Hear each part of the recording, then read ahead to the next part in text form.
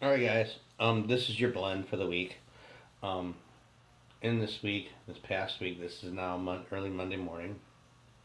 Um, but during this past week, we had some heavy snow come by Friday and Saturday. Really messed up the day for people on Friday.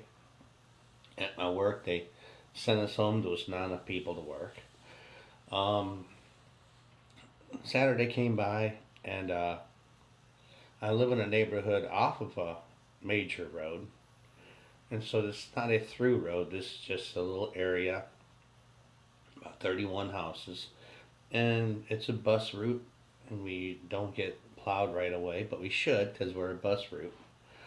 Um, we're outside, snow blowers and shovels, and neighbors helping neighbors. And finally, had asked one neighbor who had a pickup truck if he could kindly go down the neighborhood. He said he's been working for 2 straight days, um, doing whatever he does with a pickup truck and a plow. And I just humbly asked, we got a daycare across the street from me. This is a bus route. A couple of years ago, my daughter got stuck down the street in her Explorer with my granddaughter in the vehicle.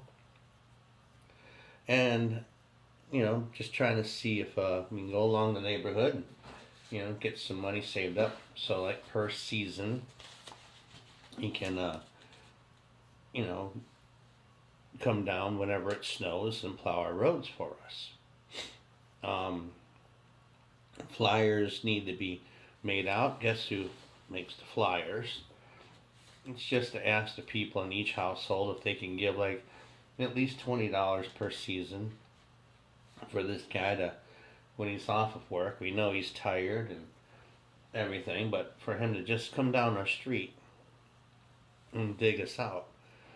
He can leave the snow in the bottom of our driveway. We can do the rest of that. But he went above and beyond the call of duty, and it's just neighbors helping neighbors. And on our city's Facebook page, they're talking about snow emergencies. Get your cars off the road so they can be plowed. The plow trucks are out there. We can track them. And I just replied with, "We dug ourselves out. Thank you." It was a couple hours after that was posted that they reported that their trucks went down our street, didn't hit any side streets next to us, but they went down specifically our street. Well, they acknowledged at least that we were dug out, so that was cool. Um, and so this speaks what the poop moment, and just something that makes you just throw your hands up and say, "What the poop?"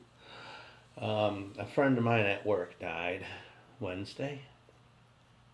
He was a repair guy, and an assembly plant for auto workers. There's a couple thousand people underneath the roof at one time, putting together a Ford Focus or a C-Max for you. And you're thinking, how can somebody die alone in the building like that? Well, when you're a repair guy, you can be alone repairing something. Maybe a motor blew on one of the assembly lines, and you take it over to your area and you're putting it together. Um, maybe a tool needs to be made. If you're an electrician, maybe the fuse box or something can be built or something. And these repair guys, they got really tall cabinets all around them so they can be in their own little cubicle in their own little world. Well, my friend showed up at work, and about 3 hours into his shift, someone came by and asked if they could borrow some tools from him. And they found him dead. He'd been dead for a while, a couple hours. They did CPR and everything else they could on him. And when people say they did everything they did everything they could, even though physically it was just only in God's hands can it be reversed. And the what the poop moment is that, in a building of a couple thousand people, he still managed to die alone.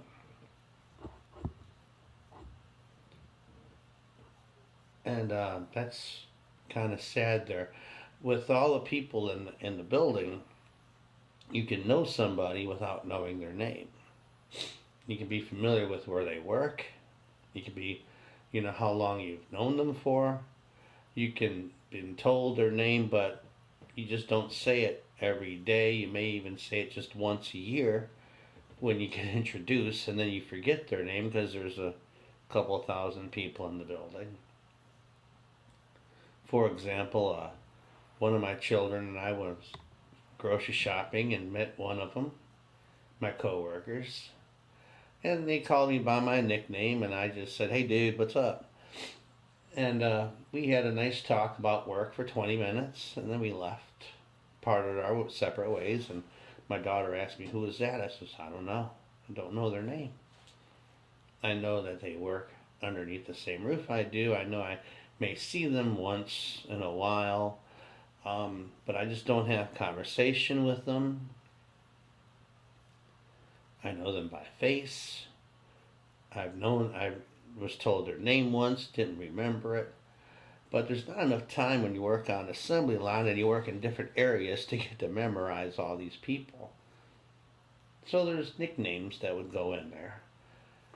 And this man who passed away, his name's Mark. He was one of those people that knew my first name. So the what the poop moment is that he, managed to die alone. And some people are asking, well, how old was he? I think he was 67. Like, well, why was he working where he's working at such an old age? And I thought maybe this is his hobby. Maybe, because he feels accomplished at the end of his day that he did something.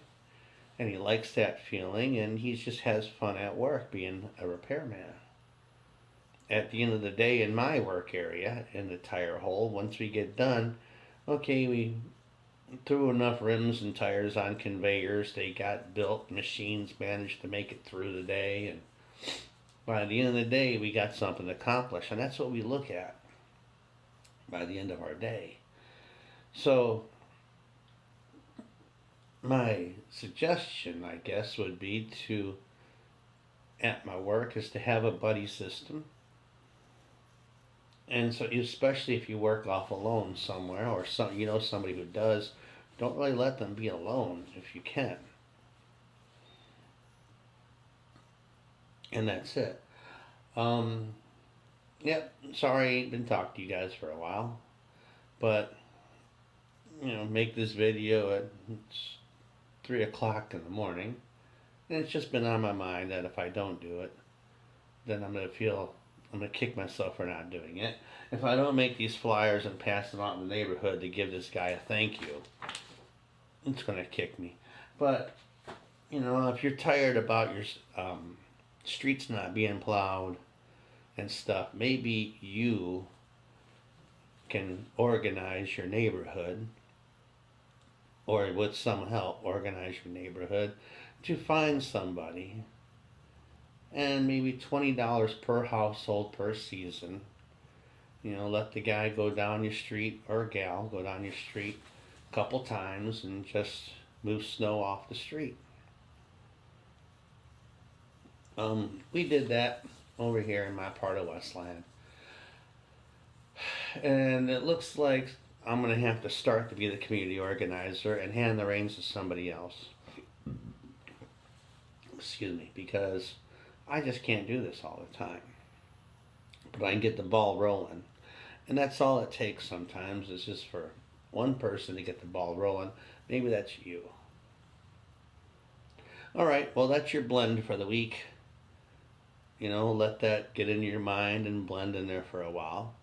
Put down your comments, and talk to you later. Bye, world.